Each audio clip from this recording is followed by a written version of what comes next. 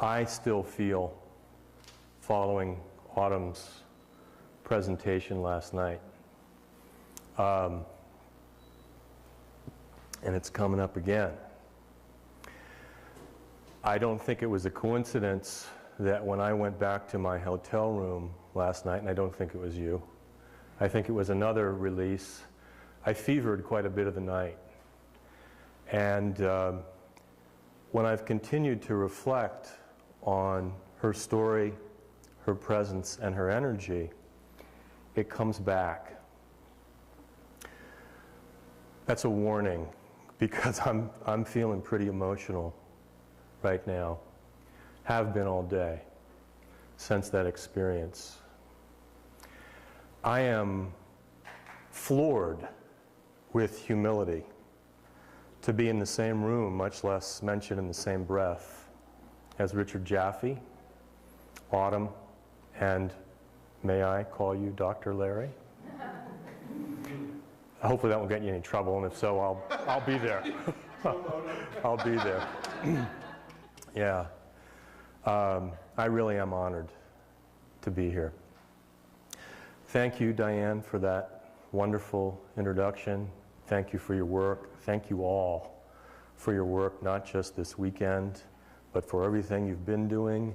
And I'm going to thank you in advance for the work you're going to do, that we're going to do, and for the assembly that we're going to put on next year.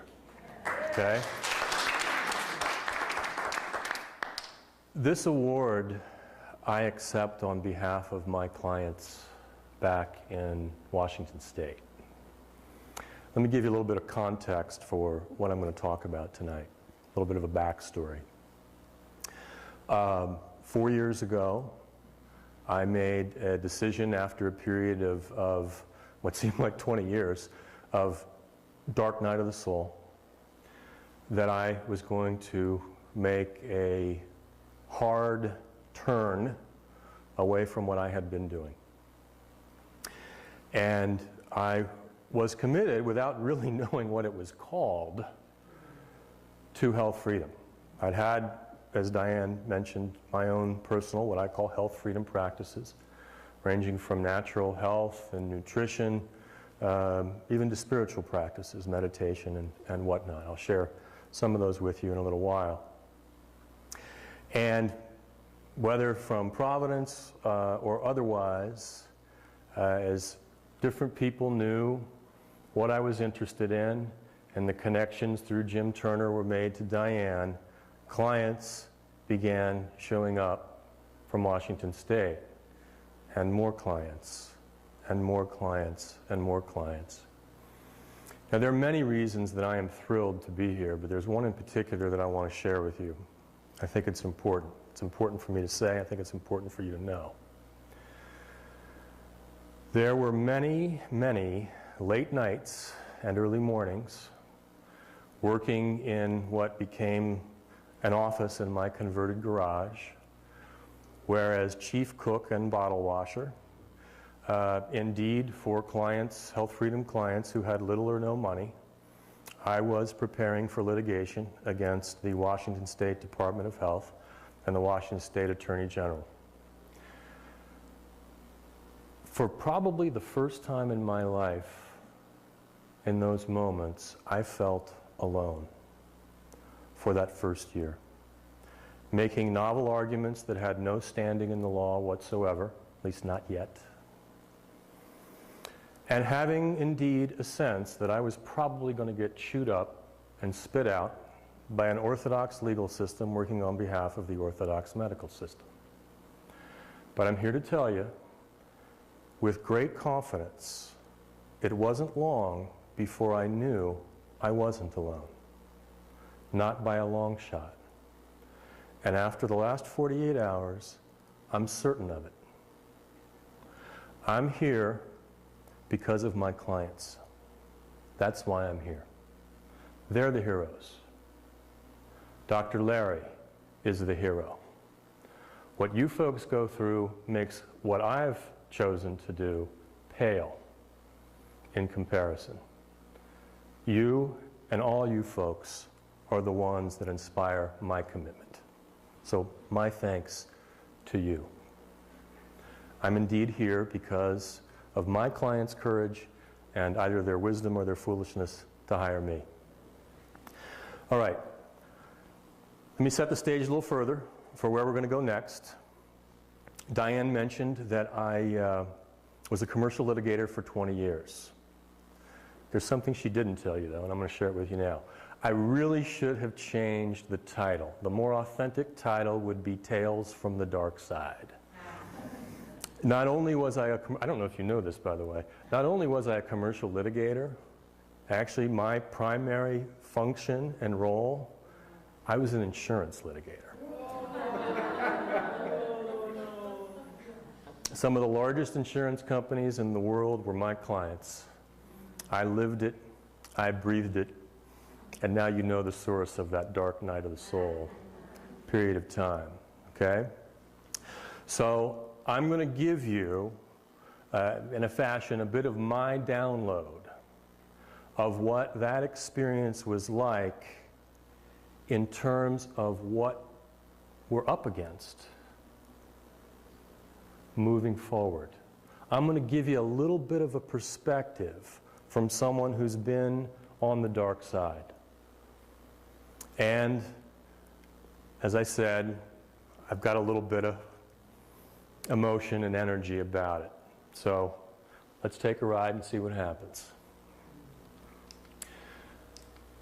Let's see if this works. No, I do. I just needed to turn this on. Okay. Anybody know what this is? A Tibetan singing bowl. It's an ancient representation for me, a 3,000-year-old representation for me, of a principle. It's a principle that's almost been lost, but is being restored. Here's my premise.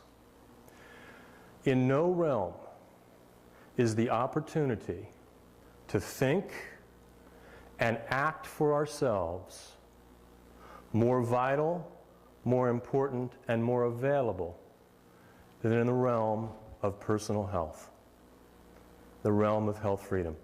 Seizing that opportunity to act and think for ourselves in health freedom holds the resource, the fundamental resource, I believe, to solve just about any of our challenges right now. That's how significant health is to me, how significant health freedom is to me, and why I made the choices, as you all did, to get involved.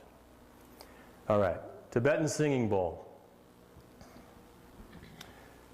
An ancient medical device. You all probably know the idea, the premise is that through sound and vibration, these are crafted very carefully. They get this big. I couldn't hoof my big one out this way, so you'll have to settle for this. The sound and the vibration entrains with the healing frequencies and energies of the body.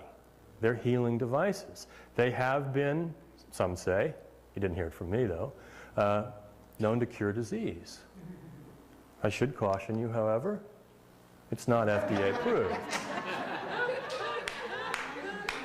Okay? Now next, this is an SRT device. Sympathetic resonance technology.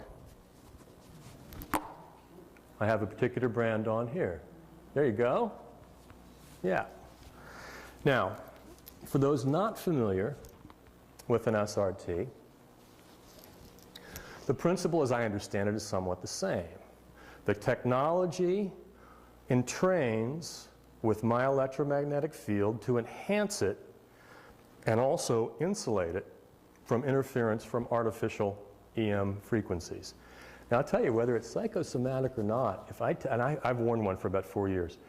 If I have this off for longer than 3 days, I feel like I've got a caffeine IV in me. I get a little bit worked up, and I'm on the computer, on the cell phone a lot, so I'm pretty sensitive to that stuff. Now, the FDA tried to get their mitts on this. claiming it was a medical device. Jim Turner represented the maker of the, probably the most popular version of the SRT. And the FDA wrote to these folks and sent their official letter and said, stop, or whatever they say. And Jim wrote back and said, if you're going to put a cease and desist on these devices, then I presume that you will also put a cease and desist on all umbrella sales until they've received pre-approval. Because the SRT devices are no different than an umbrella in that they are designed and intended to ward off elements that have the potential to cause illness. That was about 6, 7 years ago that Jim sent that letter. The FDA has not been heard from since. Okay? And now you know why that's one of many reasons why I'm fond of Jim Turner. Some of you may recognize this or different versions of this. This is, yes? Is that a Health Angel? Actually, I don't know what the brand is, to tell you the truth, but this is known by different names, different manufacturers: biofeedback device, galvanic skin device, electrodermal testing device, so on and so forth. The principle, again, I'm not an expert, but I understand, is similar to the singing bowl or to the SRT. The machine works with the frequencies of my body to elicit healing, my innate healing resource. Now, what you do know, I imagine some of you, is that this is regulated by the FDA. And this is FDA approved. It's approved as a biofeedback device for relaxation and the resulting pain management and stress reduction attendant with relaxation. But what you may also know is that that's not all it's used for. Now, again, we're filming, right, Jim? What the heck? I've used this device, or I've had facilitators help me use the device, right? Well, it works sometimes, let's put it that way. I have had facilitators help me with this device to address, we'll say, any number of physical, emotional, and spiritual conditions. And they worked. I was cured to an extent. It's a great device. Nevertheless, I have a lot of clients who've been brought up on charges for using this device. Why this device and not the SRT device or the singing bowl? Is it the electrical plug? Is it the unconventional effectiveness of eliciting from me the fact that I am the arrow and I'm the target? That I am my own healing? That's a tough one for the Department of Health or the FDA to wrap its head around. We're going to see that in more depth in just a minute. Is that it? Is it because, can't see that very well, I'm sorry, but is it because of what my clients say in terms of their PR and their marketing? To be sure, some of my clients maybe are a little unwise in some of the representations they make. But bankrupting fines and jail for, at worst, questionable and at best controversial healthcare information? The answer to that question is yes. That is the lay of the land that I'm dealing with in Washington State. Now, another anecdote. I go through this dark night of the soul. Diane described to you a little bit of the transition. I described to you a little bit of the transition. I make this move. I get these Health Freedom clients. And I've used this phrase a couple times. This is only 4 years ago. I still feel like a rookie to a very large extent in this realm, and I am.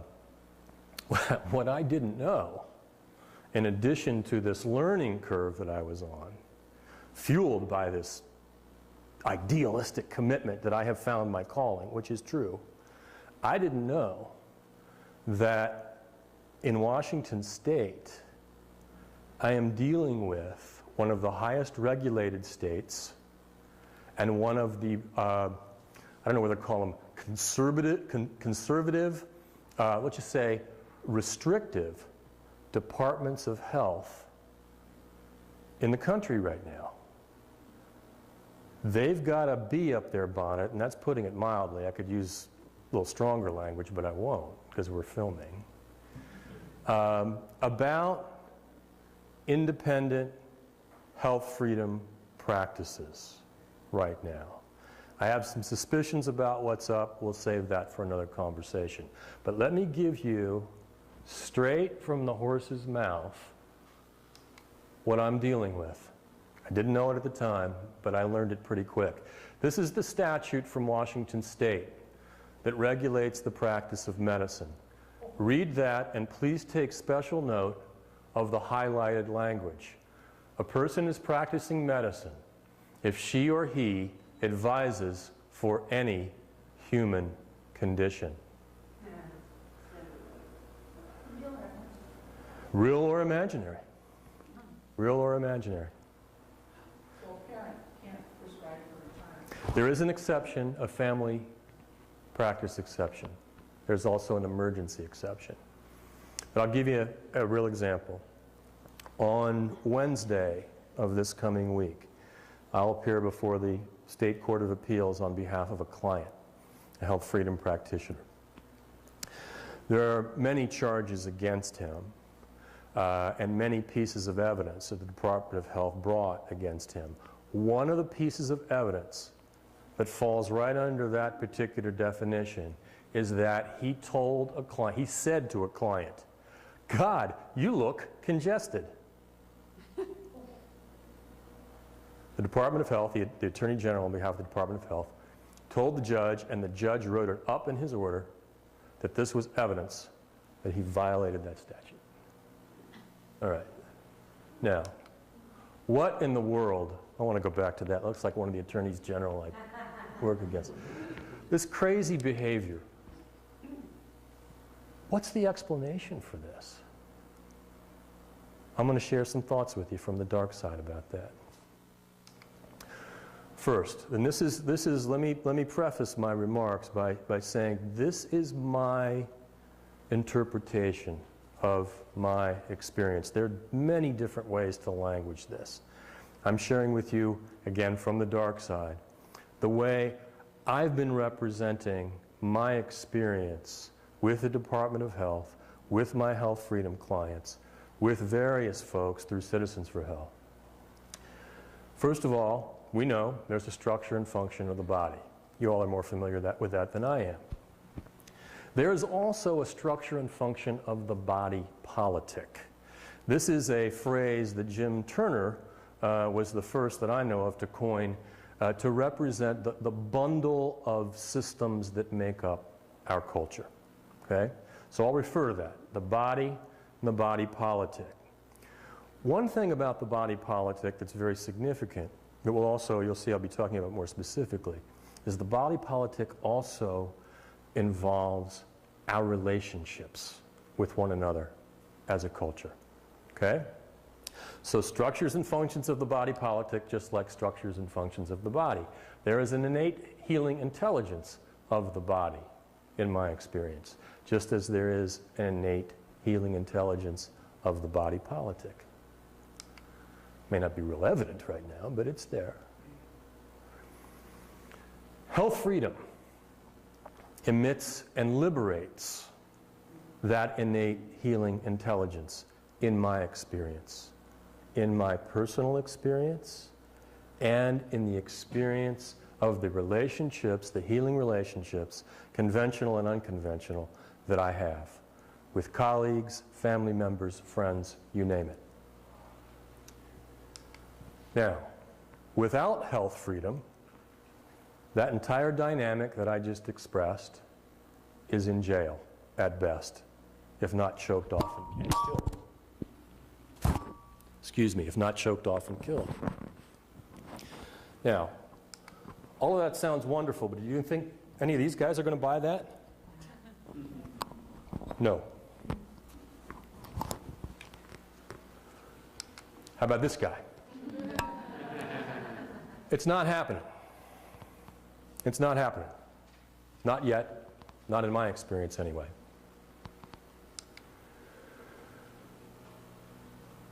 There are reasons, I believe. Within the structures and functions of the body politic, there are two very significant pieces that are very, very closely alloyed, strongly alloyed. That is, believe it or not, the healthcare system and the legal system. As much as you may agree with that, it's even more deeply connected, these two systems, than you might think. And I'm going to show you what I mean in just a second. It is these structures and functions of the body politic right now that are afflicted. Duh. Right? As my 14-year-old son would say. They're afflicted in a particular way, as I'm going to show you in just a minute. So there's the relationship between the healthcare system and the legal system.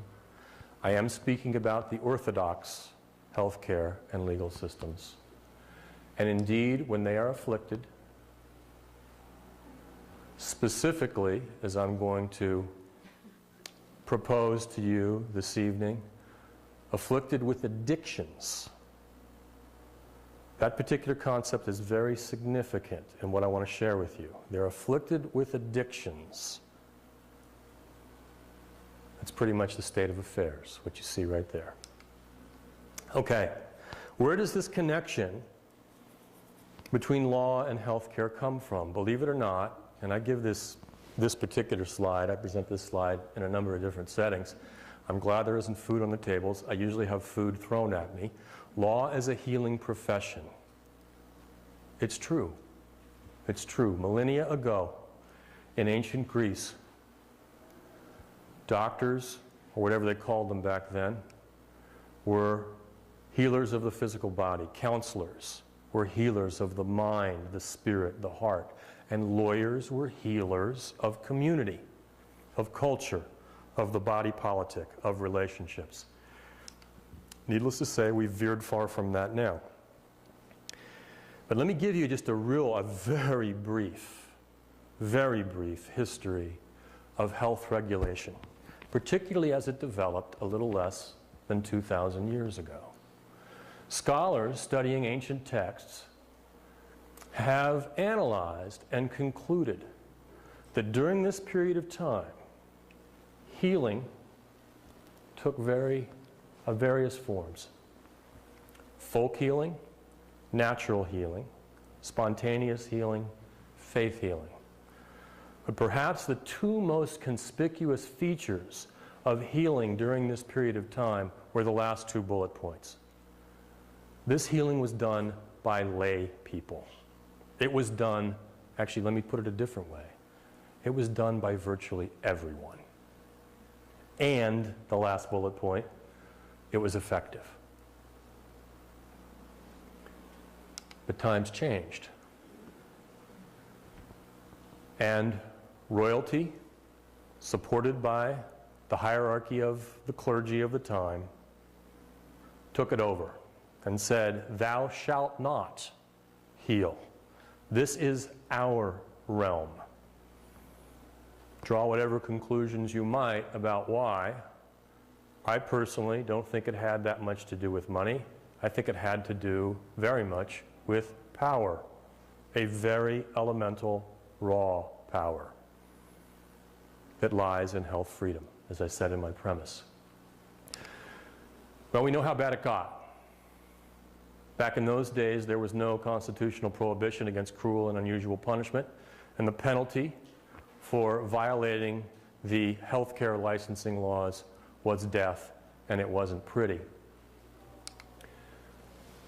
I was interested to find this quote. It's a lot of words, I apologize, but it's worth taking note of. Because the medieval church, with the support of kings, controlled medical education and practice, the Inquisition constitutes, among other things, an early instance of the professional repudiating the skills and interfering with the rights of the non-professional to minister to the poor. Quite a validation of what we're dealing with.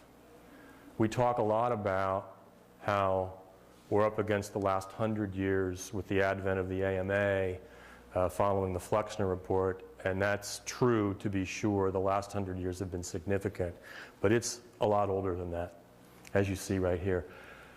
I'm also curious, I didn't notice this until yesterday, and I don't know how accurate this quote is, but I bet it is, where the author has researched and concluded that it was the medieval church, not royalty, in these days that controlled medical education.